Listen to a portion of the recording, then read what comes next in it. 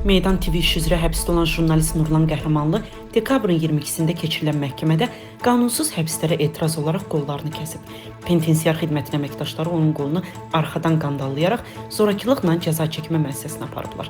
Bundan sonra Libre 2 gün Karsda saxlanılıb. Nurlan Qəhrəmanlının psixoloji vəziyyətinin ağır olduğu deyilir. Azərbaycanın müxtəlif rayonlarından olan stomatoloqlar Bakıda təbibin inzibati binasının qarşısında etiraz aksiyası keçiriblər.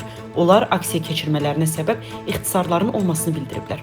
Aksiya iştirakçıları baş verənlərə görə təbib rəhbərliyini günahlandırıblar. Onların sözlərinə görə 100-150 mindən çox əhalisi olan rayonlarda hər xəstəxanada yalnız 3 stomatoloq ştatı saxlanılıb. Volodimir Zelenski ABŞ-yə Rusiyanın rəhbərliyindəki şəxslərə, xüsusən də Çeçenistan rəhbəri Ramzan Kadyrova qarşı Venezuela təcrübəsi əsasında hərbi siyasi əməliyyat keçirməyi tövsiyə edib. Putini sülhə razılaşmağa razı salmaq üçün ciddi mesaj ola biləcəyini bildirib.